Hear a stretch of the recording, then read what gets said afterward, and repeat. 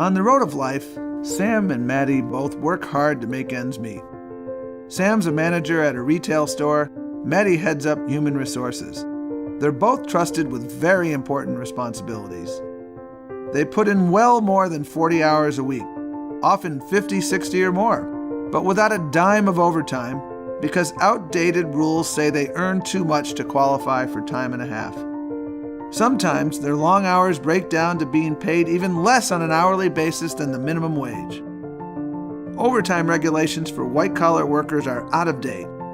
The current salary threshold is so low that it's often hard for employers to determine who qualifies.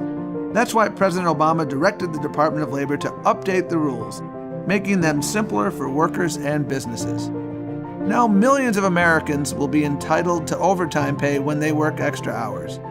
What does this mean for Maddie and Sam? Well, Maddie earns $40,000 a year.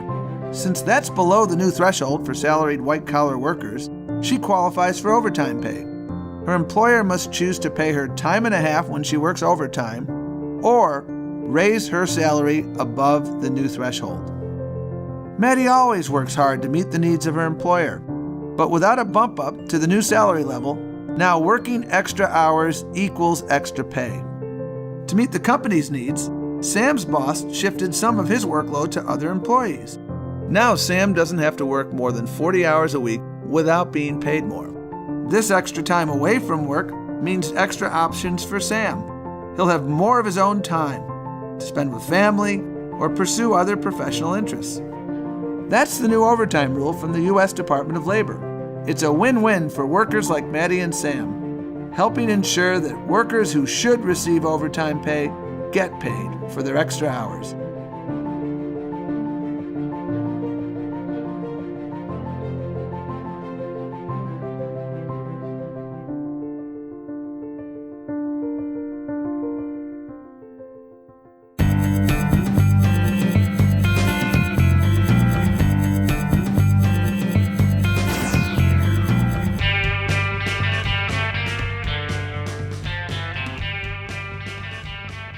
Well, that soundbite we just heard, that came directly from the Department of Labor's website with their explanation of the changes in the overtime regs.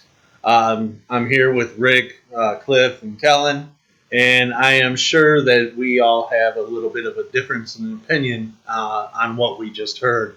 So, Kellen, I'm going to take it to you. Can you give us an overview on what's happening with these changes in the overtime regs and the impact it's expected to have? Sure. So broadly, what these regulations are about are changing exemptions for overtime for certain workers. And the workers that it's going to impact are a lot of those mid-level managers. The exemptions are collectively kind of called the white-collar exemptions. So it's for executive employees, administrative employees, and professional employees. And really, the crux of what it does is it's raising the salary level for those workers. It's essentially doubling it. So under these exemptions, or under these regulations, to be exempt as one of these workers, you have to meet three tests. The first is you have to be paid on a salary basis, which means your pay isn't going to change based on the amount of hours you work or the type of work you produce. And then second, which is what the regulations really change, is you have to be paid a certain salary level amount. And previously, before these regulations were put into effect, or when they go into effect later this year, that amount was $455 per week, around $23,000 a year. The regulations are now basically doubling that to $913 per week, or almost $47,000 a year. And then lastly, under the regulations, you've always had to satisfy certain job duties. So because these workers are basically white-collar workers, it's generally office work, non-manual work, and really, like I said, those mid-level managers that are essentially vital to every business. And Cliff, is this going to have a big impact across the country?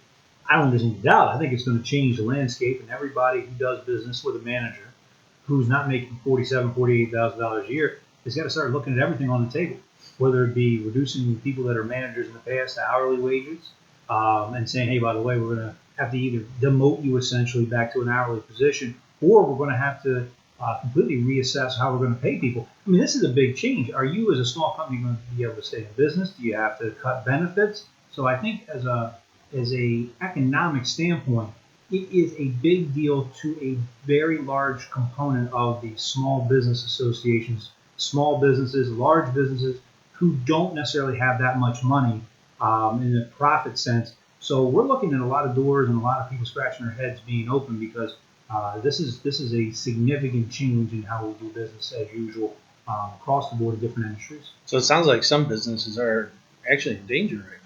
Oh, I don't think there's any Well, doubt. and there's a lot of companies that are small, that are 50 and under employees, that are barely making it right now. And how is this going to affect it? It could be devastating to a lot of these smaller companies. How do they save the money? What are they going to do? Are they going to, how's it going to affect the workforce in general? Also, there's a lot of unknowns about how this is going to affect the smaller companies. And the biggest thing that has to be understood is there are so many things that are implicated by this change. It's not just I got to find a way to raise the wages or I got to reduce them. There are so many variables in different companies and different industries. Let's just say, for instance, I'm a small company. I've got 45 people that are working for me. I've been growing for years. I got some good employees. They've worked their way up from the bottom. They're now making $30,000 a year. Well, now I got to make up that other $17,000 that I've got to either give them to be a manager and all of a sudden continue to what we've got. I got to find a way to cut some other costs over there or just eat into my profit. It's a big decision I got to make by December 1st. Or I make that person hourly. Well, now am I going to lose that person who's a good, hardworking, loyal employee? What do I do then? Do I go to my employees and say, by the way, I got to get rid of your insurance. I got to reduce our contributions for our insurance. Then I've got potential ACA problems because the ACA is the Obamacare Act. Well, I may not actually have to do the pay or play fine, so I would be fine with just cutting the insurance out for all the employees. But how many employees do walk out of my place because of that? I mean, what happens to my business if I just make a dollars and cents decision is not going to be the full equation. It's going to be an emotional big change for a lot of small companies. Well, even if you, and right on, Cliff, if you have a large turnover, how much extra does that cost you to run your business? I mean, we've heard of companies that have 100, 200 plus turnover every year. And if you have more dissatisfied workers, it's going to increase your turnover rate, and that's going to cost you money also. So, I mean, the bottom line is going to affect companies' bottom line.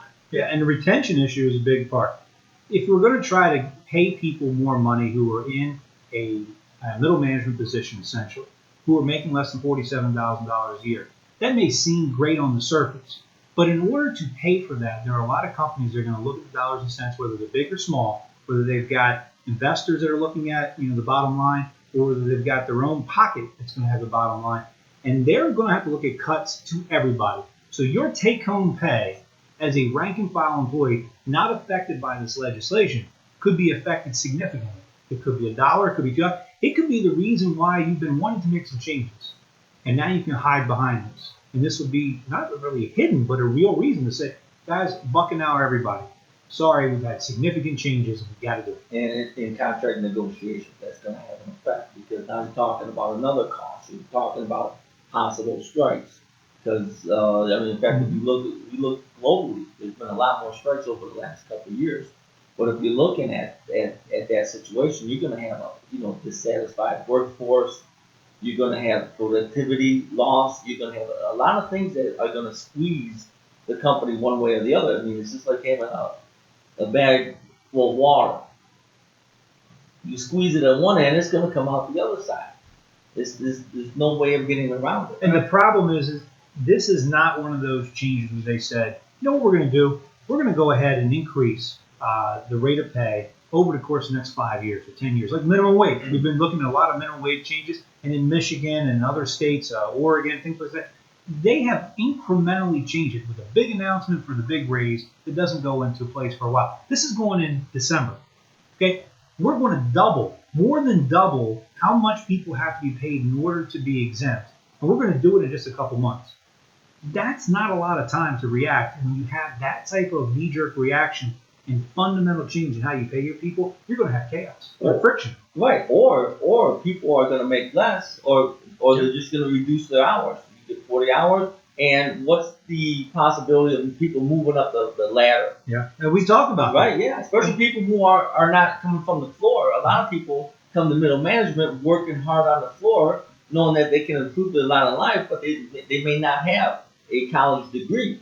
So this is their way to move up forward. So how does that affect their loyalty and their work ethic working on the shop floor? So in essence, they're knocking one of the steps out of the corporate ladder here. Right. I mean, a lot of places won't have changes because of this, because they're already above that threshold. We kind of talked a little bit about that. But for those that are, say you're a person who comes in right off the floor, it's first job, second job, whatever it is, and you're like, you start liking where you work, you're really good at it, you start getting recognized for your hard work and commitment, and they give you a promotion with a title called manager.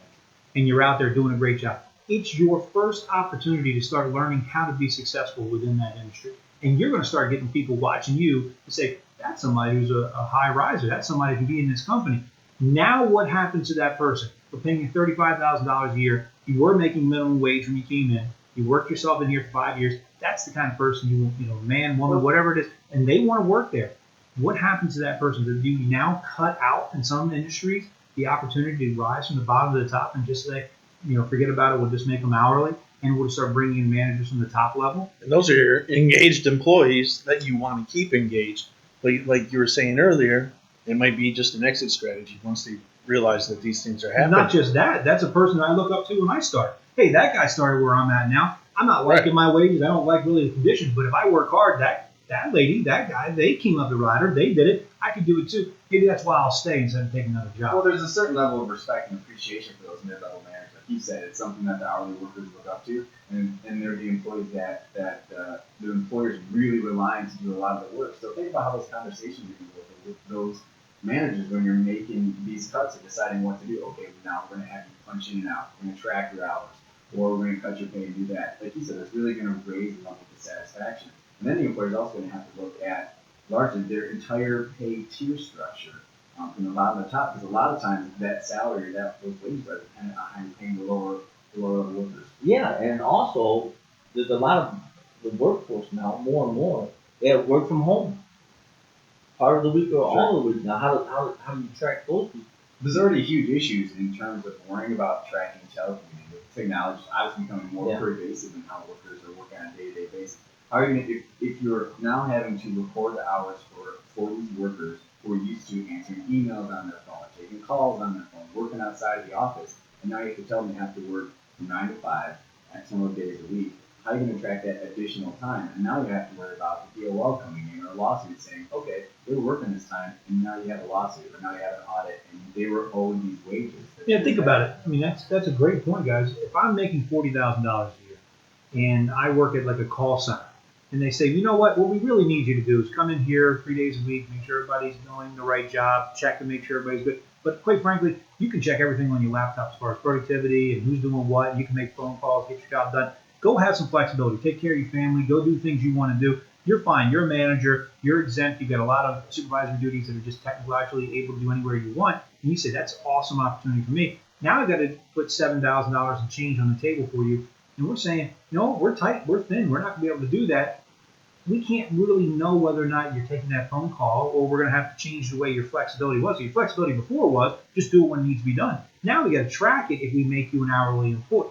So do we give you the money and make you a manager, or do we have to now tell you to either, one, start tracking your time and actually eating into that flexibility that was worthwhile, or do we just say, hey, I'm sorry, we just can't have you out of the office as much or at all. You got to come in here. Now what happens? Well, there's a lot of jobs that you look at the effectiveness of the job by what you actually accomplish, not by how many hours you put into it, and that's gonna change everything also. And how do you, like you said, if you get audited, how are you going to track people if they're working from home? How are you going? Is it going to stop it? Is it going to affect how people? And businesses also, well, if I have to put you on an hour, I mean, we don't know.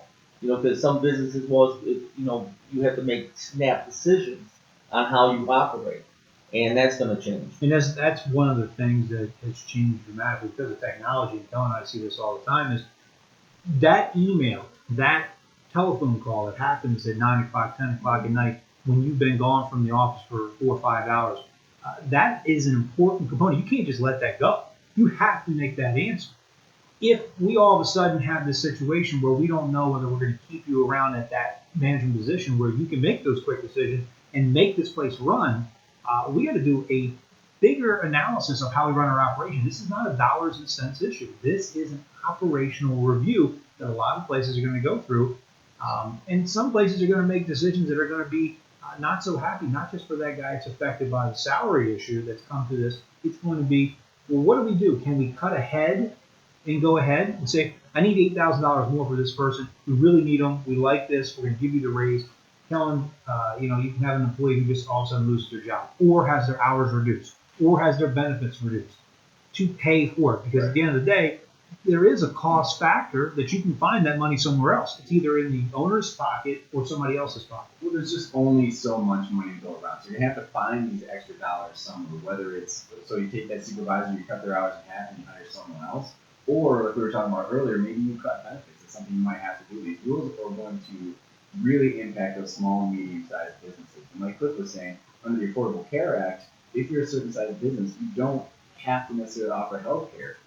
So maybe these companies decide, hey, now we're going to cut our benefits. And it's going to increase a lot of anxiety also. Definitely. People tend to live, their standard of living is by how much money they're making. And it's well known that there's many people who, a couple paychecks, without a couple paychecks, they're not making their house payments or their car payments.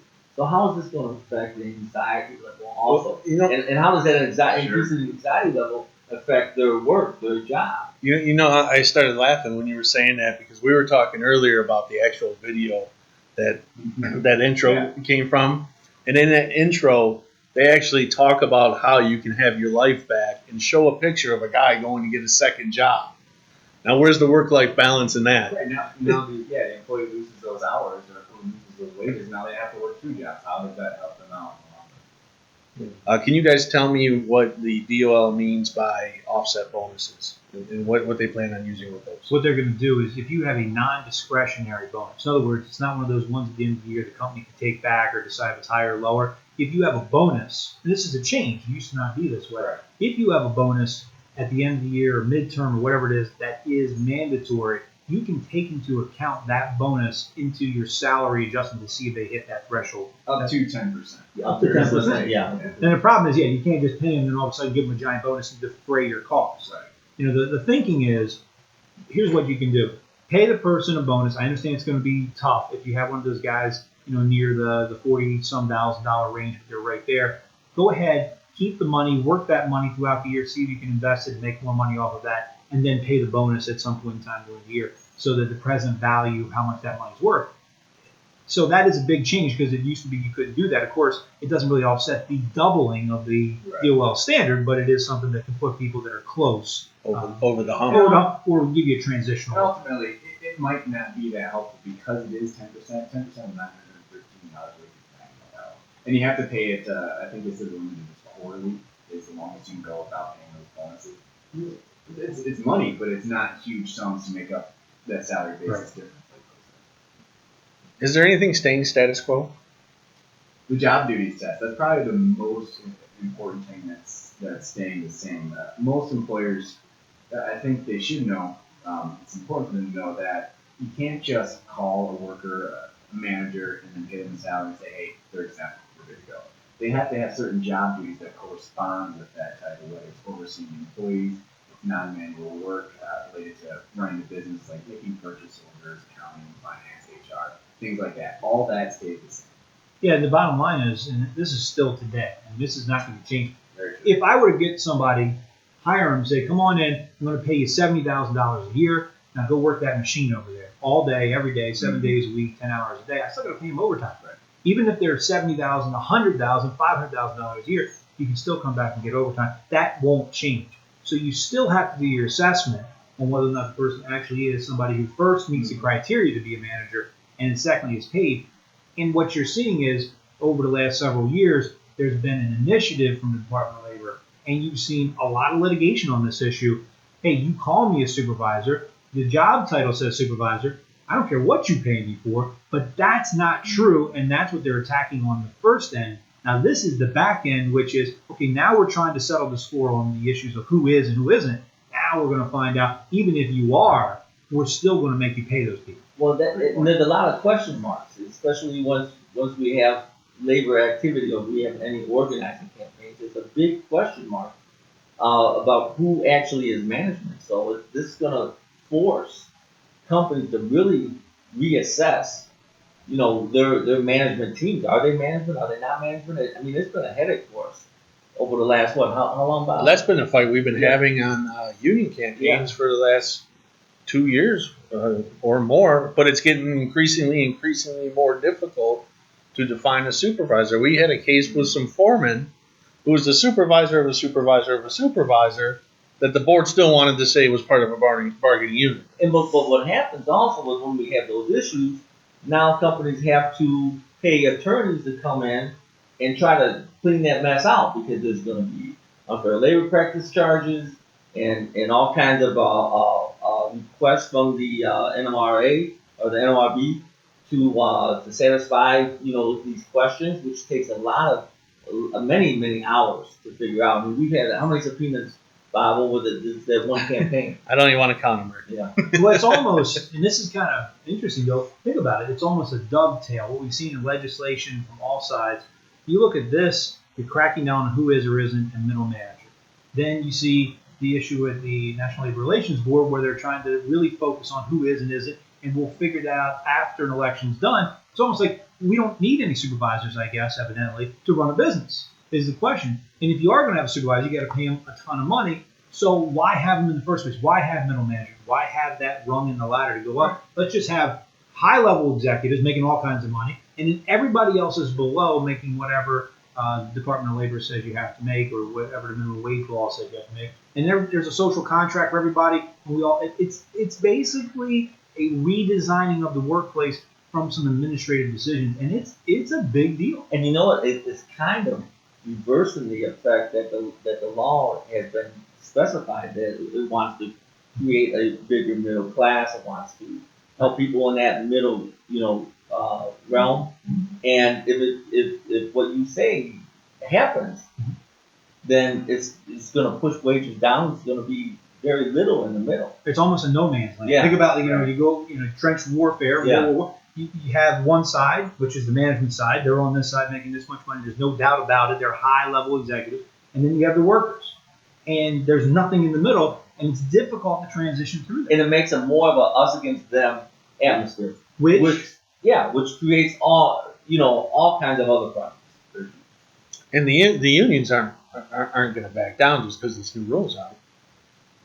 No, it helps out. They're going to help. Yeah, go ahead. No, I mean, Rick and I obviously talked about it. You've been on the floor and seen a lot of this lately, I'm sure. But whenever you have a manager who was a manager, but now he's not a manager and he's frustrated about it, he's the guy that everybody looks to. He's the one they see every day. They're going to feed off of that. If they see the manager getting a raise, well, why am I not getting a raise? If everybody has to take a cut or something's being reduced, why am I getting reduced? Who's going to be there for me? The company's not. The manager's not. They're all paying their managers all this money. What about me? Why am I getting left behind? And don't forget about all the supervisor meetings that those guys have been a part of that the employees were not privy to previous to this. You know what? I'll tell you what. One of the hardest campaigns to win is when you have supervision who has gone back to the shop floor of the work. And they're angry, they're frustrated. Now they have, now they become the leader of the people who are dissatisfied, which many times turns into union organizing campaigns. Because they have the inside baseball knowledge. Right, sure, absolutely. Everybody's looking at them. And then a lot of times they have to, when we have supervisors, they have to make an excuse for why they're back on the floor. Well, it's not because I didn't do a good job or not because I wasn't the type of person that they could advance for. It's because I stood up for you guys. I fought for you guys and they didn't like it. So I wouldn't allow them to forcibly abuse you. I mean, there's a thousand reasons why they're gonna make an excuse. But the bottom line is you have an angry, dissatisfied worker back on the floor, and that is going to spread like close. What about companies that are already unionized? If you're putting a supervisor back into the workforce, can you even do that by contract? Well, and that's a good question. That's a good question. But not only that, if this becomes a cost factor in contract negotiations, okay, well, we're not gonna be able to give you so much in contract negotiations, if that's the point, especially with the small companies. So what's the outcome of that, of those contract talks, Once again, even if there are no strikes, which I would imagine is a good possibility that there could be more because there's less on the table. Is it going to once again just the dissatisfaction or the anger at the company is going to spread out through the floor and become more us against them atmosphere. It's going to force some really difficult decisions on part of the employer, especially if you're considering cutting those supervisors down to hourly and putting them on the floor. Now that they created the bargaining unit, and like Rick said, now they're going to be very unhappy. They had this status, they had this level of pay. Now they no longer have it. What do you think they're going to do? Well, can you imagine going home and telling your wife that one day you were in charge and now you're sitting there on the floor with the other workers? The morale, just from that conversation alone, is going to kill you. Well, let alone your conversations with your coworkers. Well, even going in the contract negotiations, you have people who on the later part of their careers who are looking to retire, or in the mid part of their career they want to expand, maybe buy a boat or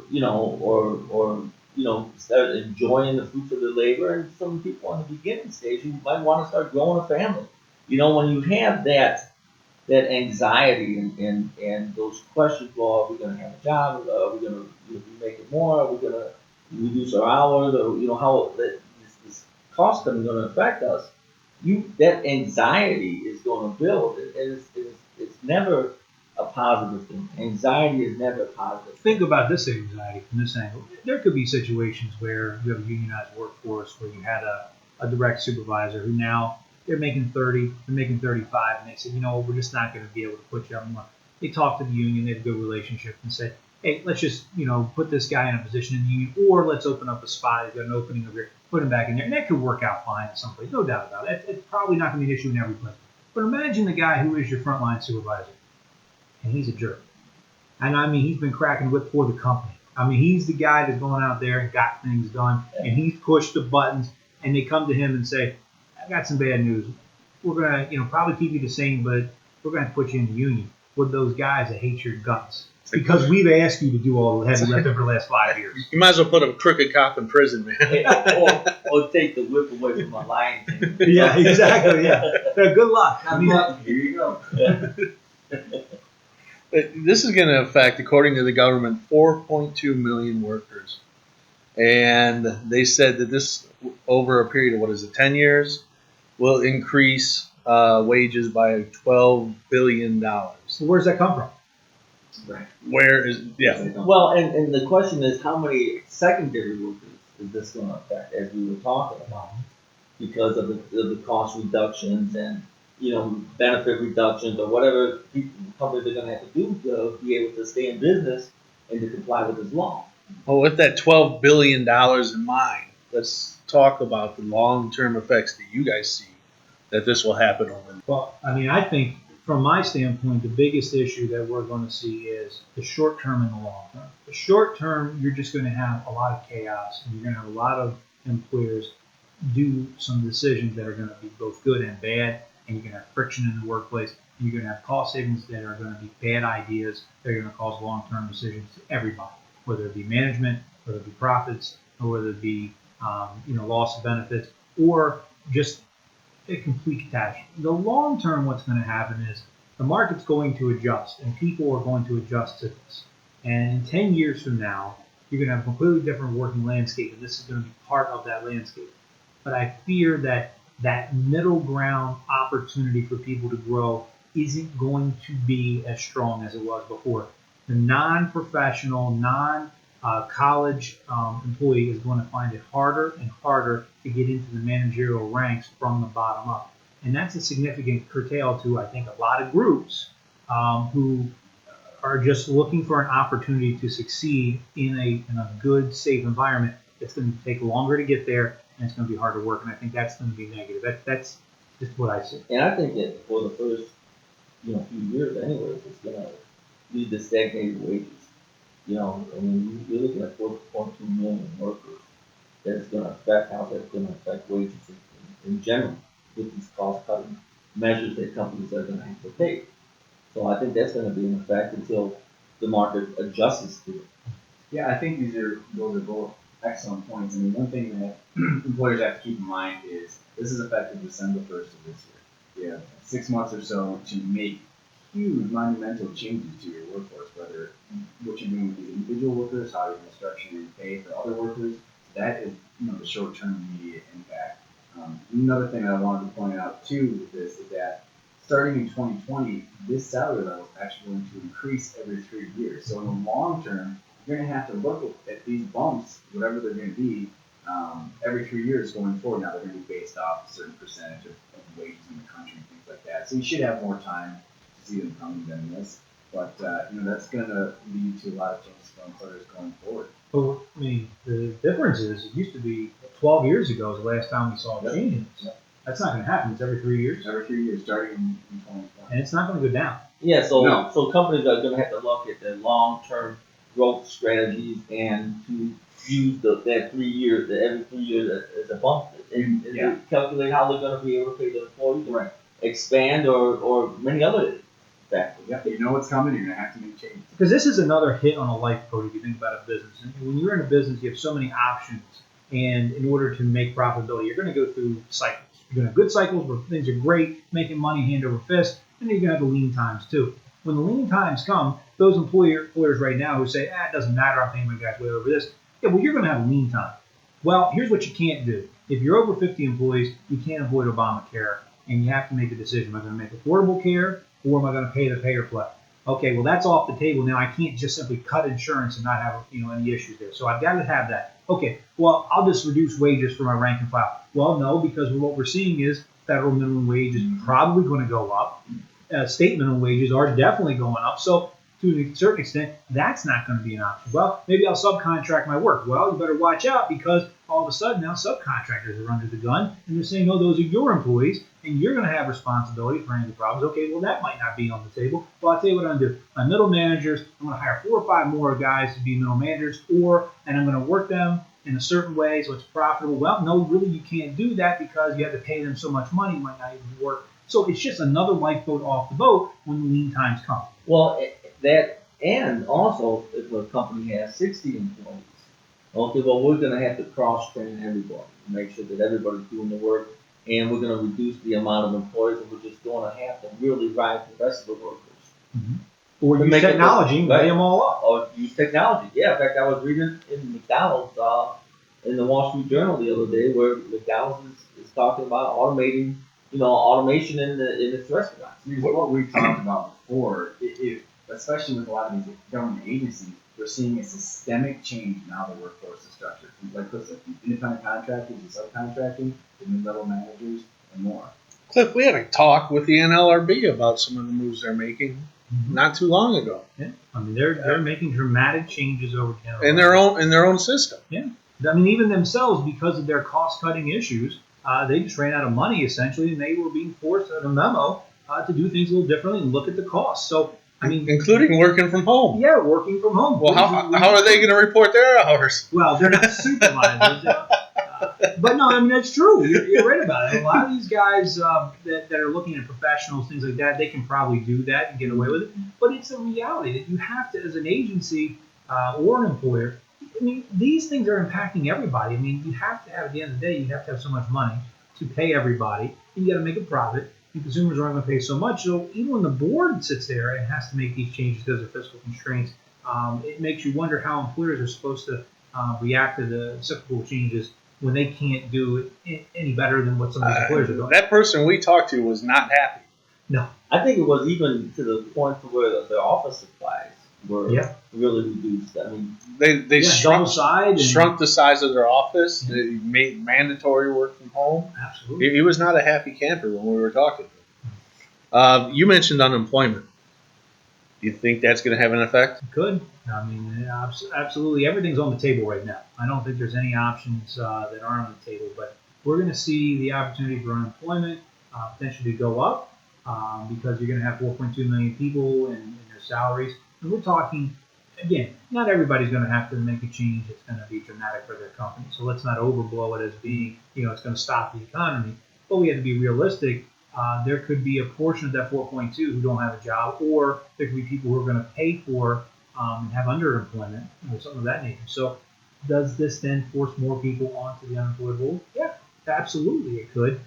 And I think over the next 10 years, what you're going to see is, again, a decision of whether or not I'm going to insource or outsource my work.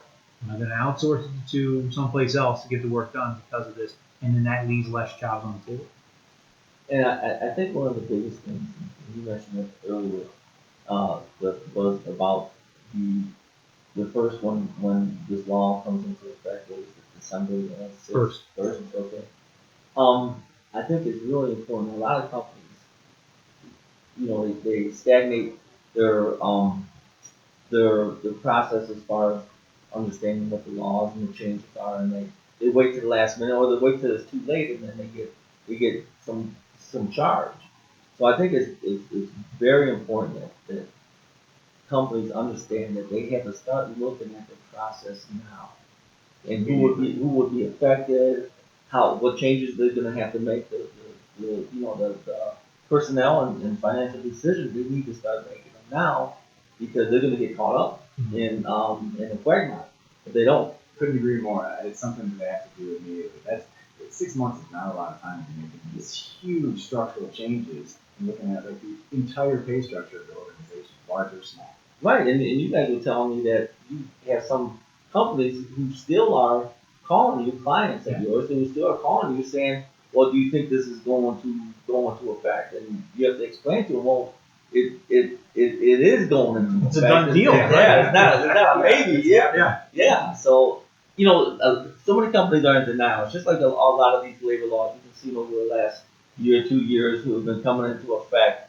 Companies still don't know. A year, 2 years later, and more, still don't understand these changes that are coming into effect. And it's happening more and more. I mean, the pace that these laws are changing is really exceeding. I think companies maybe used to be in the mindset of we're just going to keep doing our business how we do it, and if we get hit, we get hit. But now these changes are so rapid and the penalties are so huge that that's just not something. Yeah, maybe talk about the penalties a little bit. I mean, this is no joke. That was my next question. What are the penalties if, say, a business owner does decide to bury his head in the sand and let it go? What could happen? You can get hit for unpaid overtime. And what that means is if you have that worker and they're working if they're no longer exempt or found to be not exempt and they're working 20 hours of overtime a week, now you're on the hook for paying time and a half for that time work. In addition, the Department of Labor could ask you for liquidated damages, which is double damages, so double that overtime amount. Wow. Now, if there's a private lawsuit that the employee brings, they get attorney's fees. And so we're seeing tons of lawsuits under the FLSA because of attorney's fees. There are entire law firms that all they do is this. Wage and hour bring FLSA class actions because even though they may only be getting pennies for each individual worker, they're getting massive attorneys. You get hundreds of thousands of dollars for pennies to work. And nobody wants to pay attention. I like when they do. But Cliff, you were saying something interesting. Good attorneys. Yeah. Cliff, you were saying something interesting earlier, where you were talking about the minimum wage when it comes to people under 19 years old, was it? Well, the minimum wage is going to be No, but the exemption.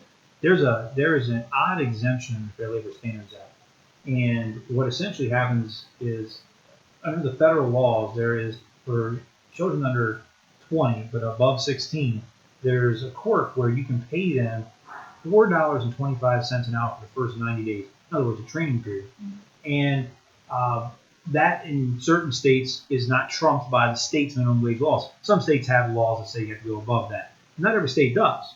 So specifically, if I have a person coming in for a summer job, summer help, let's just say, say your business has a lot of business in the summer, I can bring a person in. Now, I can't discriminate based on age, and I can't get rid of the person because they're 20. But what I can do, if somebody comes in, you start recruiting, you find a bunch of high school kids, college kids, come in there, and they're under 20. I could, if I can find people who will take the money, I could pay you less than half of minimum wage. So while we're seeing this push to pay all these people all this money, on the back end, there's an opportunity to pay people for the first 90 days $4.25 an hour. It seems very archaic.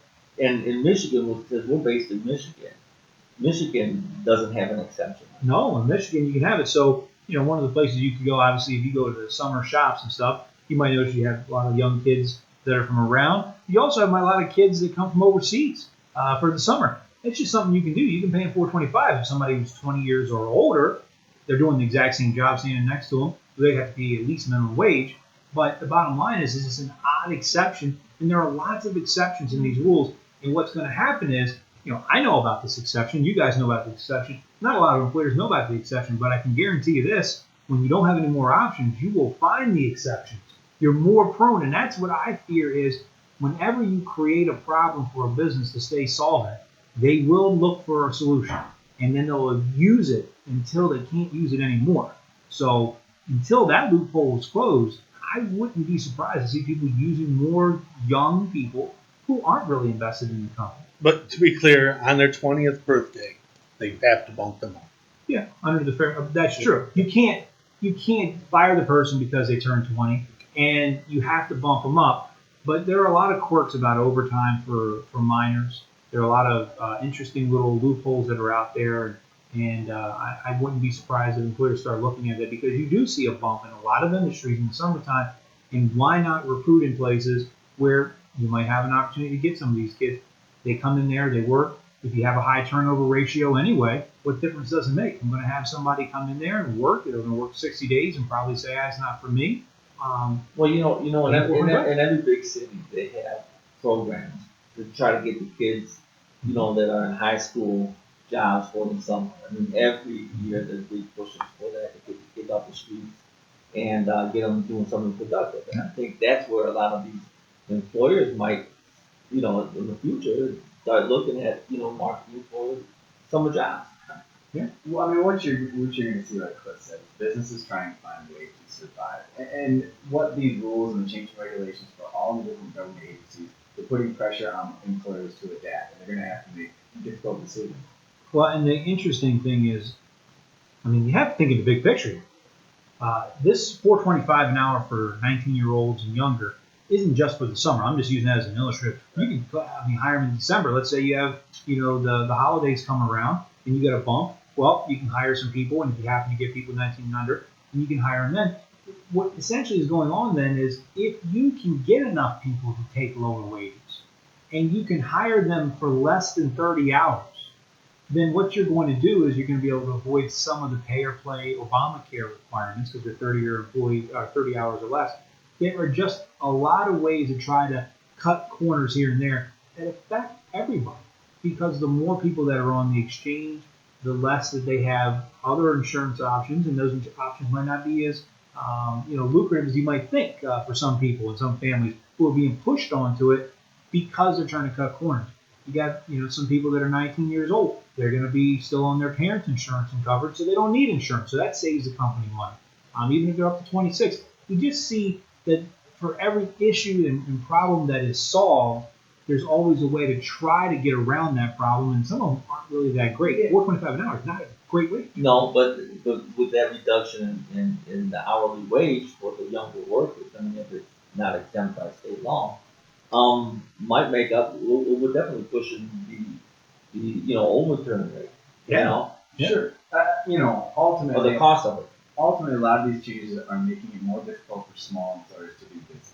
They're making it that they're going to have to find more complex ways to structure the workforce, change the wage rates, things like that. I think you're going to see, a lot of these changes may drive these small businesses small companies out of business because the large employers are the ones that are able to pay the legal fees to fight this stuff, able to pay lawyers or others to consult them on how to structure the workforce. It's going to be really difficult for those small businesses to operate in this increasingly complex landscape. Oh, I agree with you. In fact, just during a lot of our clients that we work with, when they get hit with a lot of charges, whether it be from border, from from wherever, it just almost destroys them. And we had companies that went out of business just because of the amount of the legal time that they had to pay for, all the resources that they had to utilize to handle the different charges, and it can, like you said, it can be very destructive to a small company. Dude, is there anybody fighting this? Yeah, there are groups that are ready to go to try to fight this thing. We'll see how that goes out in court, saying it's an abuse of discretion. It's overly broad.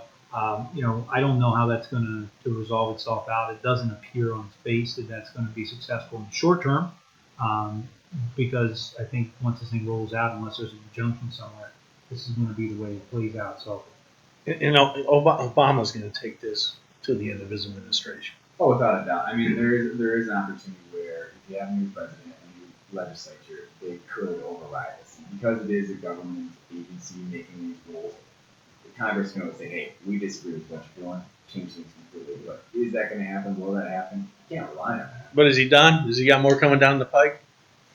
well, there are a lot of things coming down the pike. I mean, I don't think there's ever going to be an end to administrative rulemaking changes, because what we've seen over the last not just 8 years under the current administration, but before that, rulemaking has been the way that you effectuate your presidential policy, that you engage in changing the way business is done.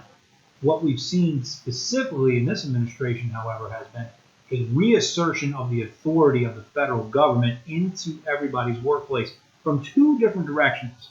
The first one is, to the extent that you can, raise standards, raise requirements, whether it be OSHA, whether it be reporting requirements. That's probably going to be coming down the pike now. We're seeing lawsuits on people just because of, hey, you didn't report an injury within 3 days, and now we're going to discipline you, give you a 5-day discipline. Well, now you're seeing OSHA come after them with lawsuits, whether it be minimum wage, whether it be healthcare. But that's one side on the private sector. The other thing that is the driver that we're seeing continuously and won't stop is in federal contracting. And there's so many employers that are engaged in federal contracting now because there's such a big group and they sell so much and there's just so much business. And of course, the federal government knows that, hey, what do you want to do? You want to be in business or not be in business? And if you want to be in business, here's what you're going to do. You're going to start giving people paid days off. You're going to start having so much time off. You got to give people more opportunities for different, issues and matters that the government says are important for them. And if you don't comply, then you'll be out of the game. And those can largely be done just by executive order. Absolutely. So doesn't have to go through like a rulemaking process with the agency. We have to comment from the public or anything like that. Rather than just say, hey, this is how it is, deal with it. Well, it's almost like, remember the old HR 800 days or the card check days when everybody, had a sigh of relief when it didn't pass. Well, look at what's happened since there. Almost everything in that bill has been piecemealed out over the time, and many things that weren't in that bill are happening now. So it's being piecemealed out, and we're having it's having a strong effect on how companies do business. It really is. Some things that we're even surprised at. It's amazing. We're seeing a lot of these changes largely because, not to get too far into this, but gridlock in the government and the legislature. So now a lot of these agencies are also taking a more assertive role in trying to make changes that would otherwise have been legislated before. And that's a good point, because I think maybe last thing I kind of want to get out is what you've seen is for the last 6 years, maybe beforehand, you saw a lot of gridlock. Think of a dam, the little hole.